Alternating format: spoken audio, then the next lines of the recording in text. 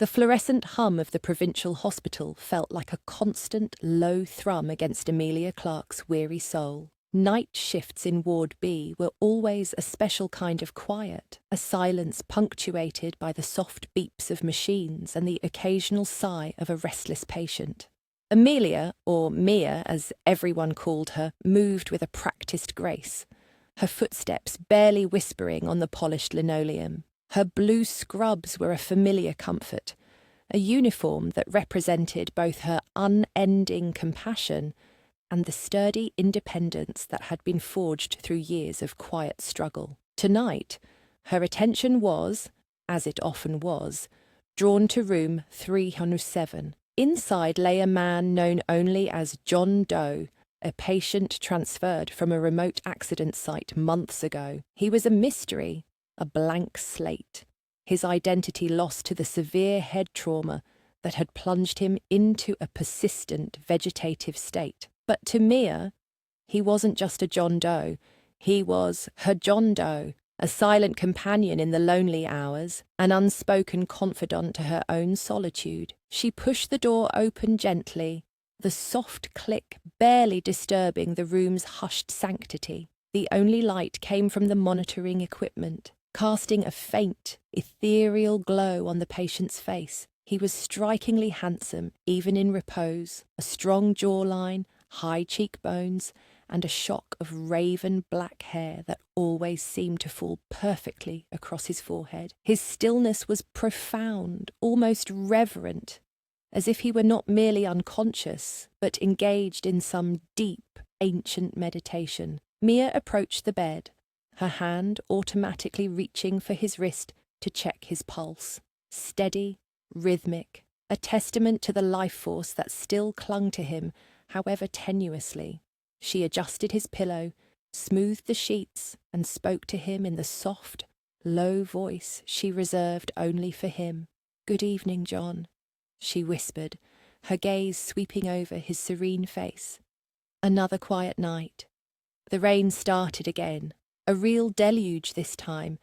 Makes you want to curl up with a good book, doesn't it? She cleaned and dressed his pressure sores with meticulous care, the sterile scent of antiseptic mixing with the faint, almost metallic smell of the hospital. Her touch was gentle, professional, yet imbued with an almost maternal tenderness. She never saw him as just a body to be maintained. She saw the potential for a spirit, a life waiting to rekindle. People often told her she was too soft, too invested in cases that others had given up on, but Mia knew better. Her heart, though scarred by its own past, refused to harden. She had seen enough suffering to know that everyone deserved kindness, especially those who couldn't ask for it themselves. Tonight, however, as she finished her routine, a strange sensation prickled at her skin.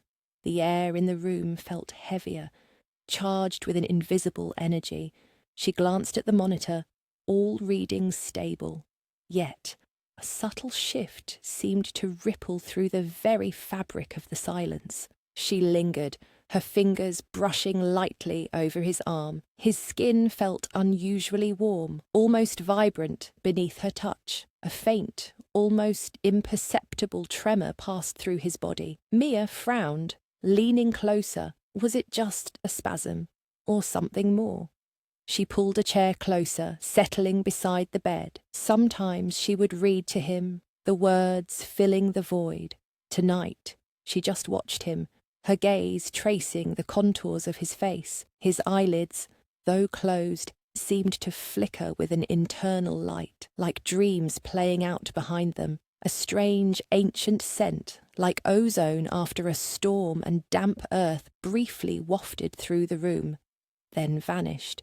"You know, John," she murmured, a wistful smile touching her lips. "I sometimes wonder what you're dreaming about, or where you are. Truly, you look like a man who has seen many worlds, even now." Her voice was a soft caress, a balm against the stark reality of his condition. She reached out, her fingers gently brushing a stray lock of hair from his forehead. For a fleeting moment, She felt a powerful jolt, a surge of energy that coursed through her arm, making her gasp. It was like touching a live wire, but without pain, only an intense, vibrant hum. She quickly withdrew her hand, her heart hammering against her ribs. What was that? Her mind scrambled for a logical explanation.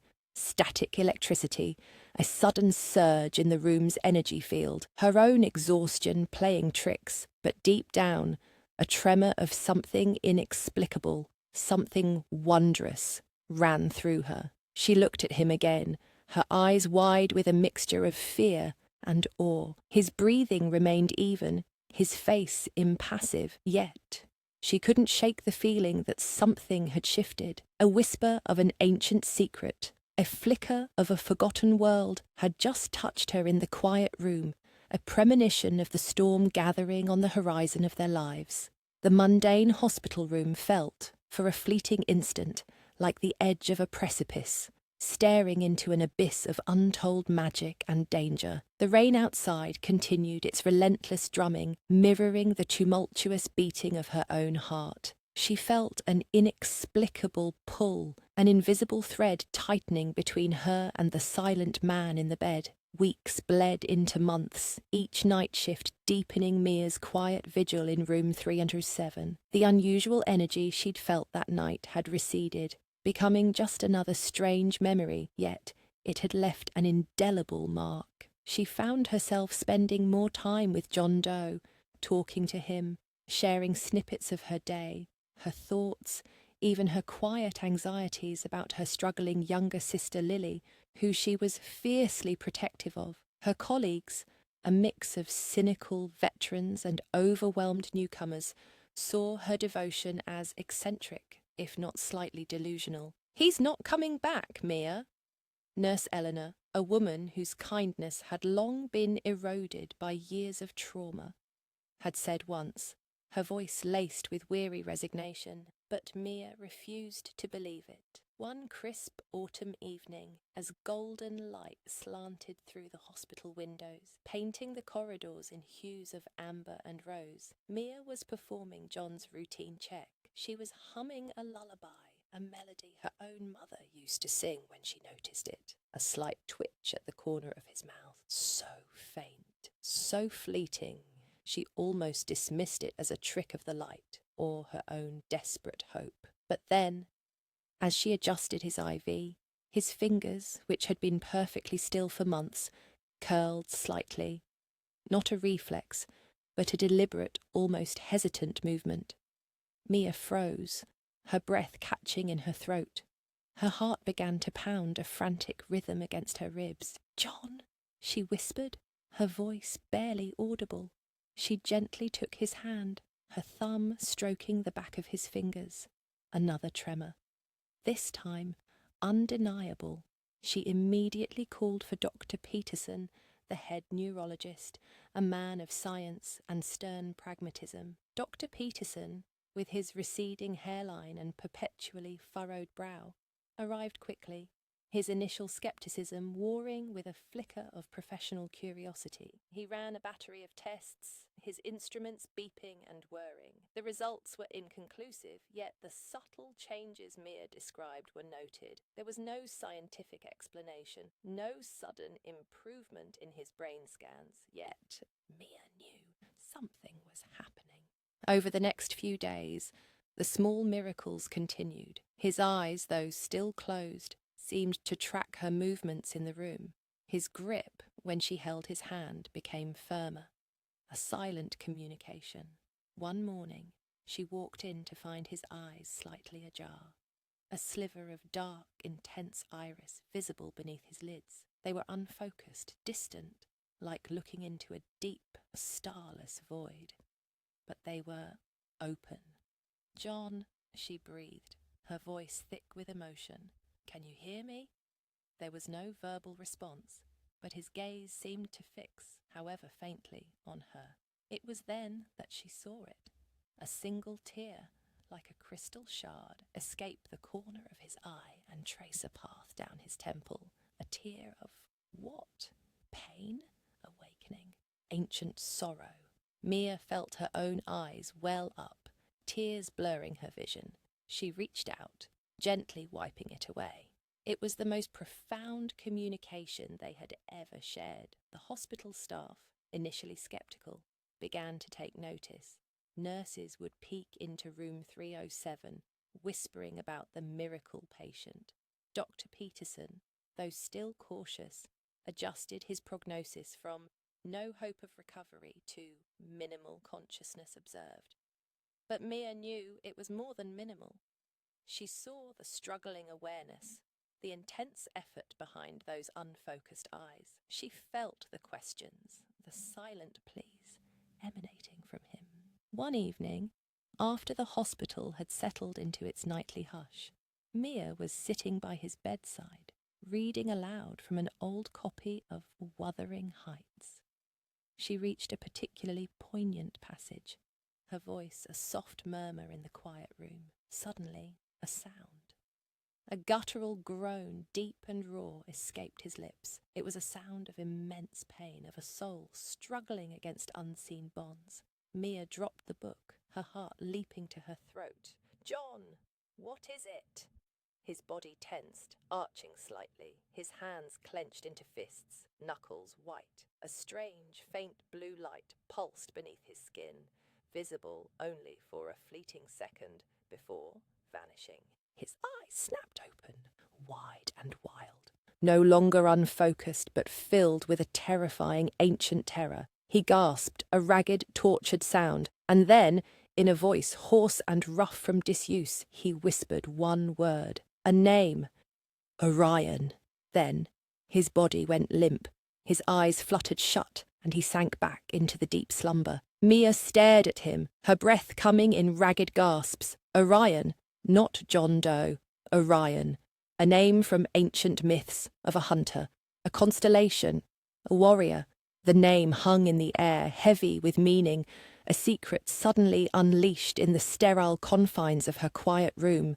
The world she knew, safe and predictable, had just tilted on its axis, and she, a simple nurse, was now inextricably bound to a mystery that felt as old as the stars themselves. The hospital was abuzz with Orion's sudden partial awakening.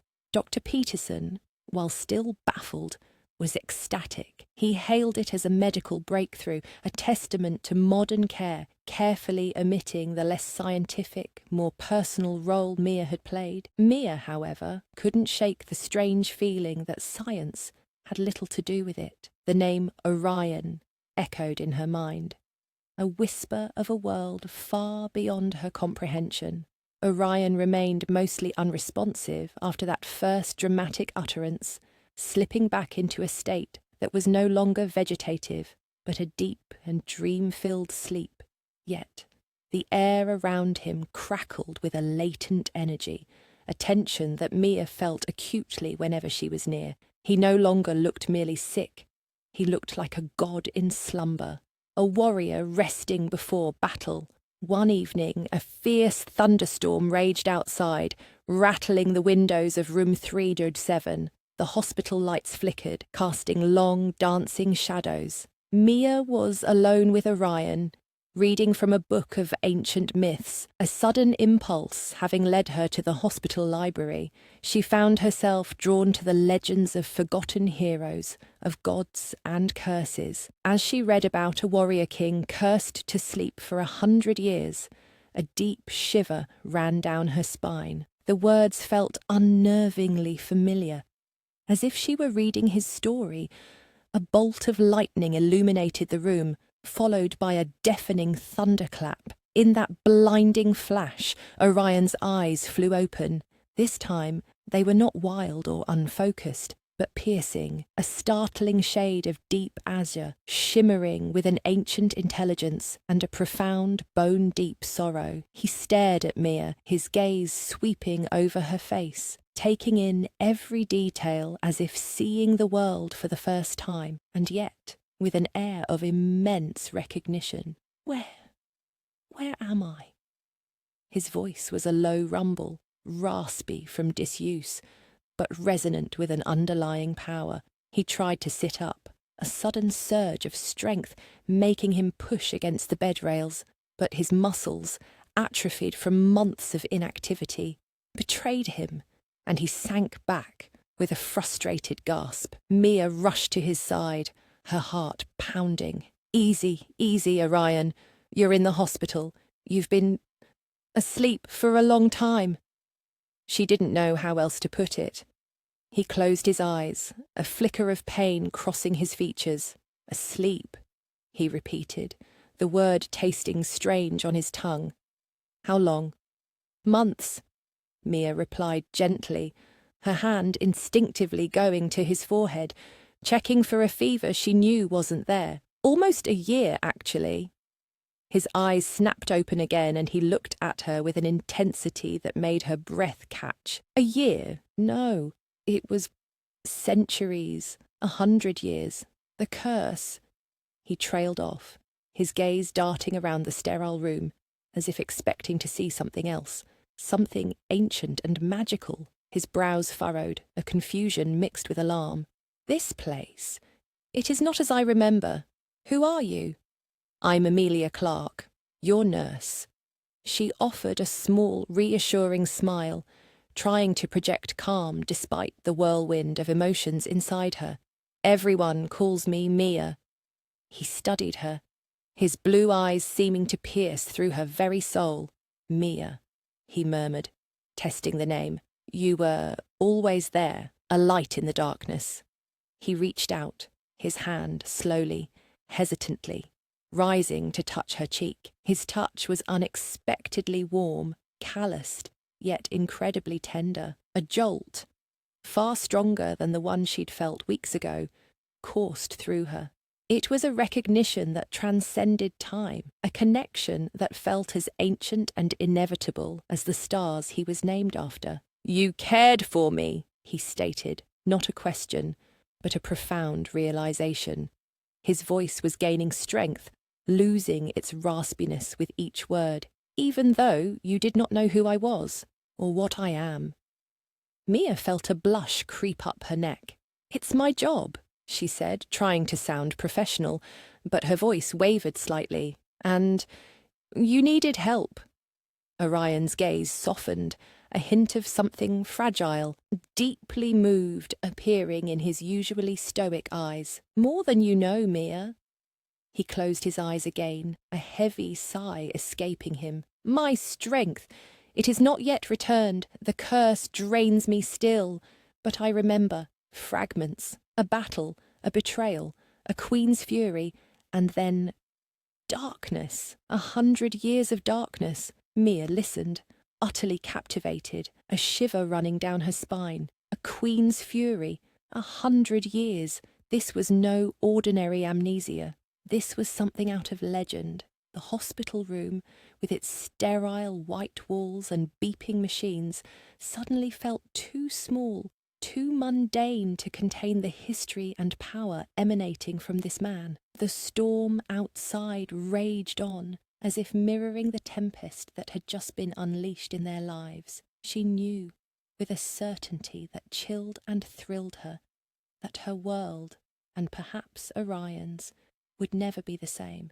Orion's recovery was nothing short of miraculous, a medical enigma that confounded every specialist. Within days, he was sitting up, his strength returning at an astonishing pace. He moved with a coiled grace, an underlying power evident in his every gesture. Yet he remained an enigma, a man of few words, his gaze, often distant, lost in a landscape only he could see. Mia found herself drawn to him, fascinated by the quiet intensity that surrounded him.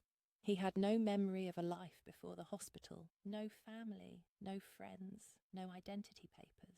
The doctors concluded it was severe retrograde amnesia, a convenient explanation for a man whose story was far too fantastical for modern medicine. Mia, however, knew better. She had heard Orion. She had seen the flicker of ancient power, the profound sorrow in his eyes. She decided, fiercely, to protect his secret, whatever it might be. As his physical condition improved, The hospital prepared for his discharge, but where would he go? He had nowhere, no one. The thought of him being sent to a generic care facility, his mystery fading into the bureaucracy, gnawed at Mia. Her own small apartment, though modest, had a spare room. It was an impulsive decision, driven by an empathy that often overwhelmed her practical sense and a growing, undeniable pull towards him. "You can stay with me," she offered one evening, her voice a little bolder than she felt. "Just until you get back on your feet, until you remember more." Orion looked at her, his deep blue eyes unreadable. "Why?" he asked, his voice a low rumble. "You owe me nothing." "Because it's the right thing to do," Mia replied, meeting his gaze steadily. "And I don't want you to be alone." She omitted the part about feeling a strange, irresistible connection, a sense of responsibility that went beyond her professional duties. He considered her offer for a long moment, the silence thick between them. Outside, the city lights twinkled like distant stars, a stark contrast to the ancient cosmos that seemed to reside in his eyes. "Very well, Mia," he finally said, a hint of something akin to gratitude in his voice. "I accept your kindness." The next day she helped him dress in clothes donated by the hospital, ill-fitting and bland. He looked uncomfortable, like a warrior forced into a commoner's garb. As they left the hospital, the crisp autumn air hit him, and he inhaled deeply, a flicker of raw emotion crossing his face. "The world," he murmured, his gaze sweeping over the bustling streets, the cars, the buildings. "It has changed so much." Mia led him to her apartment, a small, cosy space above a bakery in the heart of the provincial town. The scent of fresh bread and brewing coffee filled the air, a stark contrast to the sterile hospital environment. He moved through her apartment like a ghost, touching objects with a curious reverence. A faded photograph of Mia with her sister, a small potted plant, her collection of worn books. His movements were fluid, graceful, almost too perfect for someone who had been bedridden for months. "This is warm," he said, his gaze settling on the worn fabric of her sofa. "Different." Over the next few days, their lives intertwined in an unexpected rhythm. Mia went to work, and Orion remained in the apartment, silent and watchful. He learned quickly, absorbing information about the modern world with an unsettling speed. He rarely spoke about his past, but sometimes a word, a phrase, or a shadow in his eyes would hint at another reality. He would sit by the window for hours, staring at the sky, his expression etched with a profound longing. One evening, Mia returned from a double shift, exhausted. She found Orion in the kitchen, carefully slicing vegetables. The air was filled with the rich aroma of a simmering stew. He moved with an almost ethereal grace, his hands, though strong, working with a delicate precision. "I thought you might be hungry," he said, his voice softer than usual. "I observed what you did." He had watched her cook many times. Mia stared at him, touched beyond words. No one had ever cooked for her, not since her mother. "Thank you, Orion," she managed, her voice thick. "It smells wonderful." As they ate, the silence between them was no longer awkward, but comfortable, filled with an unspoken understanding. She looked at him, truly looked at him. The man who had been a silent patient, now a quiet presence in her home. His cold exterior was slowly melting, revealing glimpses of a profound depth. His eyes, though still holding a hidden pain, sometimes met hers with an almost vulnerable warmth. She found herself drawn to the enigma, to the sorrow in his eyes, to the quiet strength that emanated from him. She knew, with a growing certainty, that he was no ordinary man.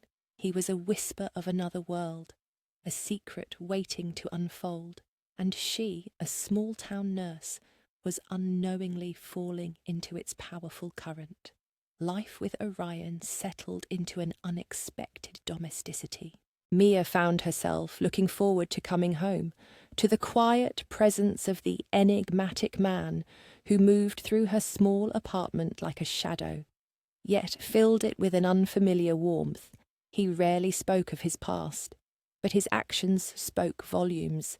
He was meticulously clean, surprisingly skilled with his hands, fixing a leaky faucet, mending a broken chair. He was observant, learning her routines, anticipating her needs with a quiet, almost ancient wisdom. Mia, despite her outward strength, carried her own scars. A past relationship had left her wary, her heart guarded. But with Orion, the walls she had meticulously built around herself began to crumble. His silent understanding, his deep, unwavering gaze, seemed to bypass her defences, reaching directly into the vulnerable core of her being.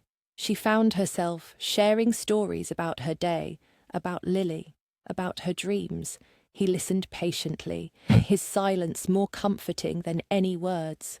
One evening, as they sat on her small balcony watching the sunset paint the sky in fiery hues, Orion spoke, his voice low and distant. "I feel a pull, a faint echo from another place, like a song I almost remember." Mia turned to him, her heart aching for his struggle. "Do you think you're close to remembering?" He shook his head, his gaze still fixed on the horizon. "It's not memory in the way you understand it. It's a resonance, a feeling of duty, of power, barely contained." He clenched his fist, and Mia noticed a faint, almost invisible shimmer around his knuckles, like heat haze. It vanished as quickly as it appeared. "And sometimes, the curse whispers to me, reminds me of what I am, what I have lost." Just as their connection deepened, a shadow emerged, Dr. Aris Thorne, a charismatic and ambitious young surgeon who had recently joined the hospital staff, began to show a keen interest in Mia. Aris was everything Orion was not: outgoing, charming, articulate, with a dazzling smile and an impressive resume. He made no secret of his admiration for Mia, complimenting her professionalism, her kindness, her intelligence. He represented a safe, predictable future, a stark contrast to the dangerous mystery of Orion. Mia, though flattered, felt a distinct unease. Aris's charm felt almost too polished, his attention a little too intense, yet he was persistent, inviting her for coffee, offering to help with paperwork, always finding an excuse to be near her. He was a stark reminder of the normal life she could have. One afternoon, Aris cornered Mia in the staff room. "Mia," he said, his voice smooth as silk, "I admire your dedication, truly, but this patient, John Doe, Orion as you call him, he's a mystery, a burden. He needs professional care, not a charity case in your apartment. It's not safe, Mia, for you." Mia bristled, her eyes narrowing. "Orion is no burden, and he's perfectly safe with me." Her voice was firm, though a tiny seed of doubt had been planted. Aris smiled, a glint in his eyes that Mia couldn't quite decipher. "Of course, just looking out for you, Mia.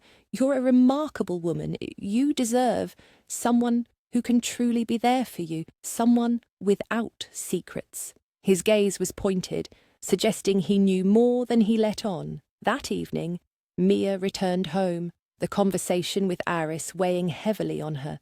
She found Orion staring out at the window, his back to her. He turned as she entered, his expression unreadable. "Someone was here today," he stated, his voice flat. Mia frowned. "What? Who?" "A woman. She watched the apartment for a long time. Her eyes, they held ancient power, like mine." His gaze sharpened, a flicker of warning in their depths. "She seeks me from my world." A cold dread coiled in Mia's stomach. A woman from his world? The idea of a third party was suddenly more terrifying than she could have imagined. Was it a rescue, a threat, or something else entirely? The world outside her small apartment suddenly felt far larger, far more dangerous than she had ever imagined, and she was caught directly in its path. The shadows of Orion's past were not just whispers anymore. They were beginning to materialize, threatening to engulf them both. The appearance of the mysterious woman from Orion's world cast a long, unsettling shadow over Mia's peaceful life. Orion grew more withdrawn, his eyes frequently scanning the streets below, a warrior on high alert. Mia felt a growing anxiety, a fear that their fragile bond would be shattered by the secrets he held. A few days later, a woman walked into the hospital, elegant and poised, with striking silver hair and eyes that held an unnerving intensity. She introduced herself as Seraphina, a specialist from a private research institution claiming to be investigating unusual neurological conditions. Mia immediately recognized the ancient power Orion had spoken of, a chill running down her spine. Seraphina moved with a regal grace, her gaze sharp, missing nothing. She quickly zeroed in on Mia, her questions probing, her smile thin and knowing. "Nurse Clark," Seraphina began, her voice smooth as polished stone, "I've heard fascinating things about your John Doe. His recovery is unprecedented." Her eyes narrowed slightly. "You seem to have a particular affinity for him." Mia felt her guard go up. "He needed help. I provided it." "Indeed," Seraphina purred, her gaze flickering to the hospital entrance, as if expecting someone. "But some individuals, Nurse Clarkton, are not meant for this world. They carry burdens, powers that can be volatile, dangerous." Mia's heart pounded. Seraphina knew, or suspected. That evening, as Mia arrived home, she found Orion waiting for her, his face etched with a grim determination. "She found me," he said, his voice low and laced with an ancient weariness. "Seraphina, she is a seeker, a mage hunter from my realm. She means to return me, or worse," Mia gasped, her blood running cold. "Return you? Where? What are you talking about, Orion?" He looked at her, his deep blue eyes filled with a raw, agonizing truth. "I am Orion, the war god of Eldoria, realm of the Starforged. A century ago, I was cursed by Queen Lyra for a perceived betrayal. Not death, but a living oblivion. My powers bound, my spirit locked in slumber, until a heart of pure light touched mine. You, Mia, were that light. You woke me." Mia stumbled back, her hand flying to her mouth, her mind reeling. War god? Eldoria? A curse? It was too much, too fantastical. Yet his words resonated with a deep, unsettling truth that had been gnawing at her all along. The quiet man she had cared for, who cooked her stew, was a deity, an ancient warrior, burdened by 100 years of magical sleep. I don't understand," she whispered, her voice trembling. He stepped closer, his powerful hands reaching out to gently cup her face. "I am sorry, Mia. I should have told you. But the curse holds secrets tight, and I feared you would flee, that you would see me as a monster." "A monster?" she repeated, her gaze searching his. You're Orion." The name tasted different on her tongue now, imbued with power and myth. "My realm is in peril," he continued, his voice strained. "The Queen's curse weakened me, but it also imprisoned me away from a growing darkness. Seraphina believes I must return, for my powers are needed. But the curse also brings grave danger to those who break it, to those who touch my essence." His eyes held a warning, a profound fear for her safety. "You are now bound to my fate, Mia. The magic that woke me now flows through you. You are sensitive to my power. You feel its echo." Mia remembered the jolts, the strange energy, the growing intuition she felt about him, and it all made sense in a terrifying, beautiful way. Her world once so small and predictable, had collided with an ancient magical one. The man she had unknowingly fallen for was not just a patient. He was a god, and she, a simple nurse, was now entangled in his celestial drama. The truth was out, a raw, blinding light, and with it came the realization of just how precarious their newfound love truly was. The revelation of Orion's true identity, a cursed war god from another realm, shattered the quiet intimacy Mia and Orion had built. The small apartment, once a sanctuary, now felt like a fragile barrier between two colliding worlds. Mia felt a maelstrom of emotions, disbelief, fear, a profound sense of wonder, and a sharp sting of hurt that he had kept such a monumental secret. "Why didn't you tell me sooner?" she asked, her voice tinged with a pain that surprised even herself. "All this time." Orion's gaze was heavy with remorse. "The curse was not fully broken until recently. My memories were fragmented, my powers suppressed, and the risks, Mia, to tell you meant to put you in danger. It was not a choice I made lightly." He took a step towards her, his hand reaching out, then hesitating. "I did not wish to draw you into my world, my burden, but now it is unavoidable." The truth was a chasm opening between them.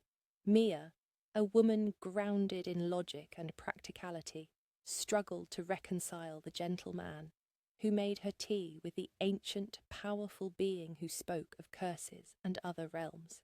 Yet, the emotional bond, the undeniable connection she felt, was real. More real than any fantasy. The next day, Serafina reappeared, this time not in the hospital, but directly at Mia's apartment. She stood on the doorstep, an exquisite, otherworldly beauty, her silver hair shimmering in the sunlight, her eyes like frozen twilight. "Orion," she said, her voice carrying a strange, resonant power that seemed to vibrate through the very air. "Your time among mortals ends. Eldoria calls. Your powers are needed, now more than ever, to stem the tide of the shadow blight." Orion stepped forward, shielding Mia with his body, his stance that of a coiled predator. "I will return when I choose," he stated, his voice ringing with a suppressed power. "Not when you command." Serafina's lips curled into a cold smile. "The curse that bound you also protected you. Now that it is broken, you are vulnerable, and those who are touched by your awakening, they become vulnerable too." Her gaze flickered to Mia, a chilling implication in her eyes. "She carries your resonance, Orion. She is a beacon, an invitation to those who seek your power, and to those who seek your destruction." Mia felt a sudden chill, a sense of deep foreboding. She was not just an observer, she was a participant, inextricably linked to Orion's destiny. Serafina continued, her voice gaining a deceptive softness. "There are others who seek you, Orion. Not all of Eldoria wishes for your return. Some wish for your eternal slumber, or worse. Staying here among mortals, you endanger them all, and her." Orion's jaw tightened. The words were a bitter truth. He had woken, but he had also brought danger to the one person who had shown him unconditional kindness. A heated argument erupted between them, Serafina speaking of ancient prophecies, of realms collapsing, of duty and sacrifice. Orion, in turn, spoke of his right to choose, of the new life he was finding, of the peace he had tasted. Mia stood by, a silent witness to a conflict that transcended her understanding, feeling the immense weight of their histories, their loyalties, their worlds. Finally, Serafina's eyes, cold and unwavering, settled on Mia once more. "Choose Orion. Return to Eldoria, to your duty, to protect the realms. Or stay here, with your mortal nurse, and watch as she becomes a pawn in a game she does not understand, hunted by forces beyond her comprehension. Her safety, her very life, now hangs in the balance because of you. Orion looked from Seraphina's implacable face to Mia's pale, confused one. The choice was brutal. His heart, once frozen by centuries of slumber, now tore itself in two. To stay meant to endanger Mia. To leave meant to abandon the only home, the only love he had ever known in this new life. The rift between their worlds had become a gaping maw, demanding a sacrifice. And in that moment, Mia saw the profound agony in his eyes, the weight of a war god's impossible choice. The love they had found, so tender and new, was already facing an ancient, impossible test. The ultimatum from Seraphina hung heavy in the air, a cruel hand forcing a choice. Orion's face was a mask of agony, his gaze fixed on Mia, a silent plea for understanding, a profound sorrow for the danger he had unwittingly brought upon her. Mia, despite the fear gripping her heart, saw only the man she had come to love, trapped between an ancient destiny and a burgeoning future. "I will go," Orion said, his voice raw, ripped from the depths of his soul. His eyes, however, never left Mia's. "But I will not be commanded, Seraphina. I will return to Eldoria to fight for my people. But I choose my own path, and I will return for her." Seraphina gave a faint, satisfied smile. "As you wish, war god.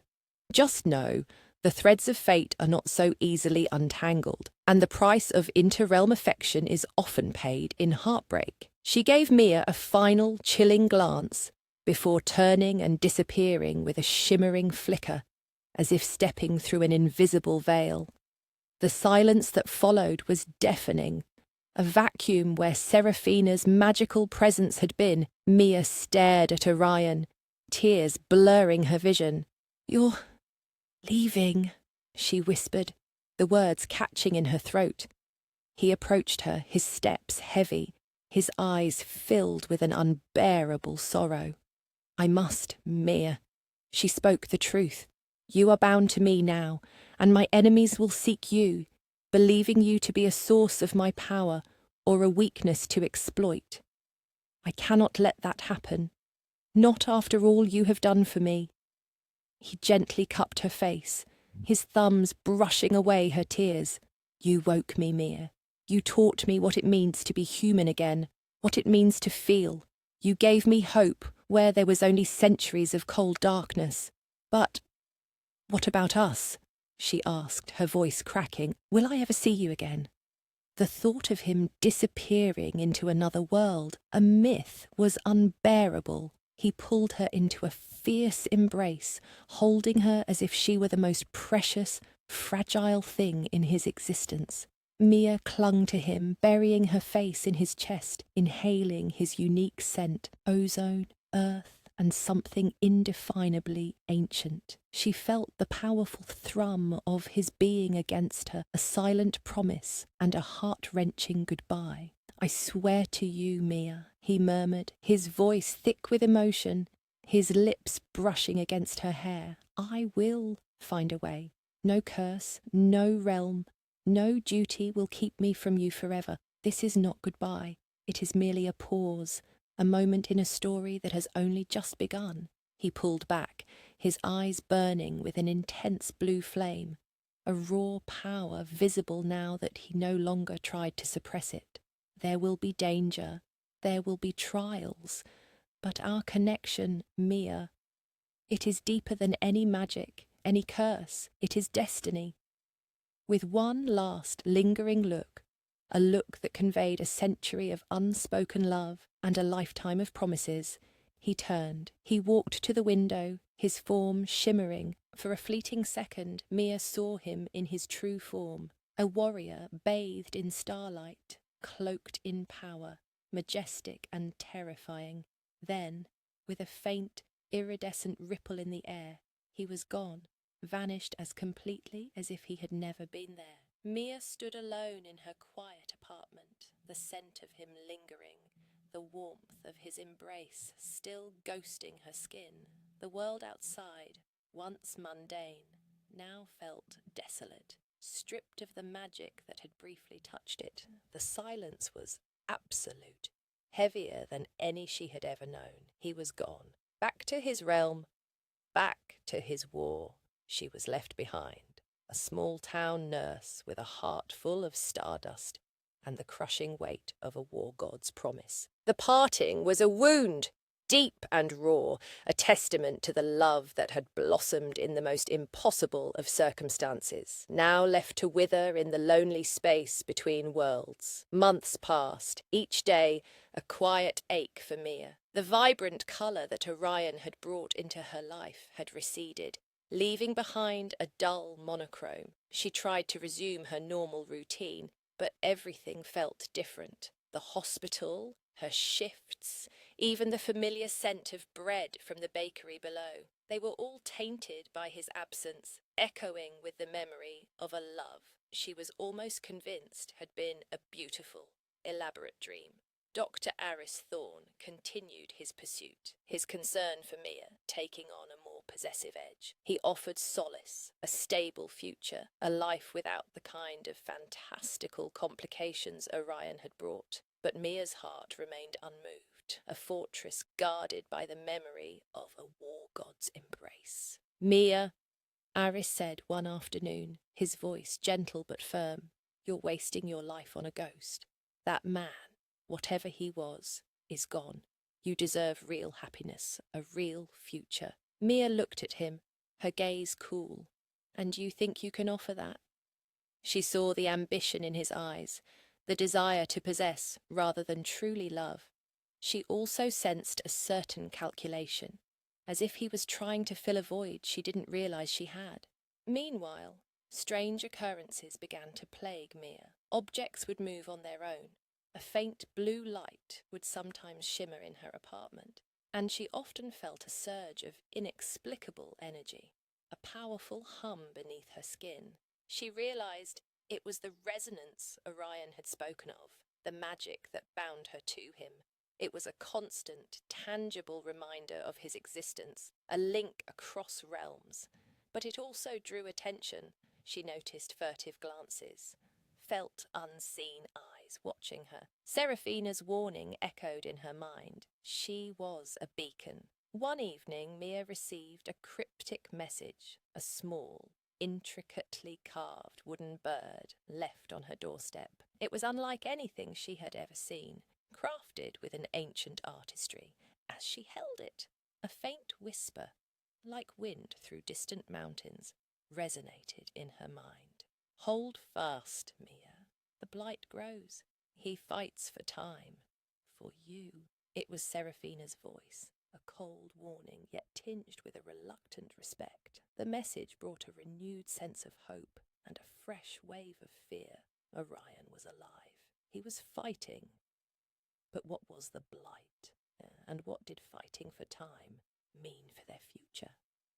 Days turned into restless nights. Mia found herself poring over ancient texts, mythology, anything that could give her a glimpse into Orion's world. She learned about Eldoria, a realm of starlight and magic, of powerful war gods who defended against encroaching darkness. She learned about the Shadow Blight, a creeping corruption that devoured realms. And she learned about the immense power and the profound loneliness of beings like Orion. One particularly stormy night, the resonance within her flared violently. Her apartment plunged into darkness as the power grid failed. In the sudden silence, she heard it, a faint, almost inaudible cry, echoing not in her ears, but in her very soul. It was Orion, a raw scream of pain and defiance, as if he were facing an insurmountable foe. Mia dropped to her knees, clutching her chest, tears streaming down her face. She felt his struggle, his exhaustion, his unwavering determination, and then a wave of profound despair, a sense of loss so deep it threatened to consume her.